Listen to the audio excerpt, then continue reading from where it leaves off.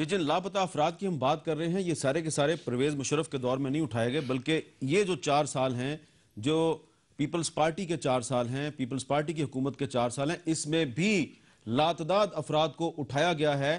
اور آج supreme court میں ایسی ہی ایک ماں وہاں پہ چیخ و پکار کری تھی جس کے بیٹے کو صرف 2 ہفتے پہلے یہیں سے اٹھایا گیا ہے، 2 ہفتے پہلے یہاں سے اٹھایا گیا ہے، ذرا اس کی بھی سن لیں۔ میرے بیٹے کا نام عمران خان ہے، واپٹا میں کام کرتے ہے، کیشیور واپٹا کا ہیڈ آفس میں۔ اس کا قصور مجھے نہیں پتا کیا ہے، اس کو کون لوگ لے گئے ہیں یہ بھی مجھے نہیں پتا۔ میں یہی 18 دن ہو گئے بس رو رہی ہوں، تو دعا کر رہی ہوں اللہ کے آگے کہ اللہ مجھے بتا دے میرا بیٹا کہاں ہے۔ مجھے کوئی پتہ نہیں۔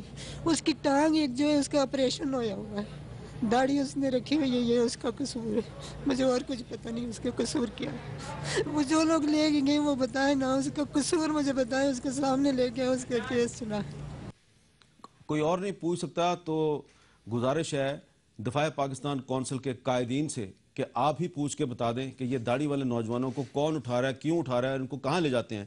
طارق اسد صاحب، وہ راجہ ارشاد کیانی صاحب کہہ رہے تھے جی کہ ان کی پوسٹ مارٹم کروا لیں تو پتہ چل جائے گا یہ ان کی کاز آف ڈیتھ کیا ہے۔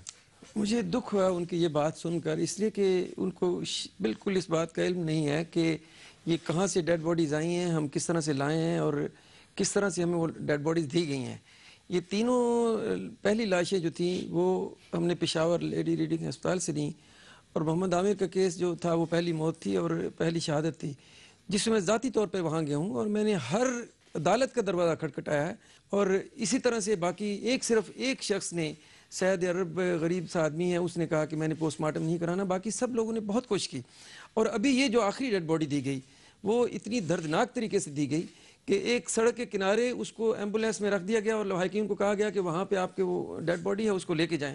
اور جب وہ ڈیڈ باڈی لے کر کوہاٹ جا رہے تھے پشاور سے، تو ان کو رستے میں اتنی مشکلات پیش آئیں کہ نہ ان کے پاس کوئی پیپر تھا، نہ اس کی ڈیتھ سرٹیفکیٹ تھا۔ انہوں نے پوسٹ مارٹم سے انکار نہیں کیا؟ پوسٹ مارٹم تو وہ چاہتے تھے، اور آج بھی میرے لیے وہ تیار ہیں۔ اور آپ کو یہ شاید ایک واقعہ یاد ہو کہ حشمت حبیب کی ڈیڈ باڈی 2.5 مہینے کے بعد ایگزیمیشن ہوا تھا، اور اس کا میں انشاءاللہ کراؤں گا۔ ٹھیک ہے، انشاءاللہ کرائیں گے۔ شیخ وقاص صاحب، ٹائم کم ہے، ذرا یہ بتائیں کہ یہ اب مسئلہ جو ہے یہ حل کیسے ہوگا؟ کیا ہم روز اس طرح کا پروگرام کریں گے؟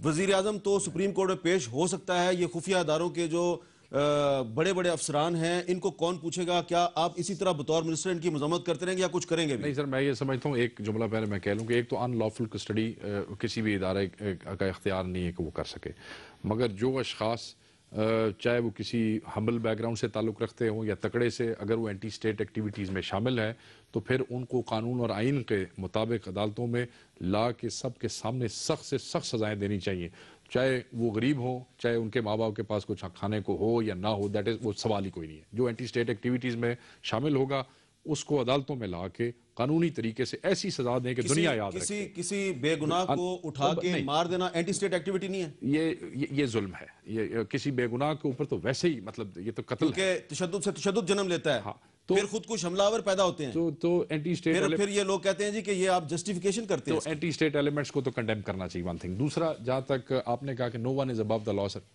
نو one should be above the law, کوئی آدمی قانون سے بالا تر ہے کوئی نہیں، اور ہمیں صرف مذمت نہیں کرنی چاہیے، اس کا حل یہی ہے کہ ہم تمام لوگ سچ بولیں، موت سے نہ ڈریں، اللہ سے ڈریں، حالات سے نہ ڈریں، اللہ سے ڈریں، اور آمنہ مسعود جنجوا کی سپورٹ کریں، اور وہ ہماری بہن جو سالوں سے روتی پھر رہی ہے اس کے کیس کو سمجھیں، اور سمجھتے ہوئے جیسے سعد بھائی نے کہا کہ اس کی چلیں اس پہ حکومت کا اور اپوزیشن کا اتفاق ہو گیا۔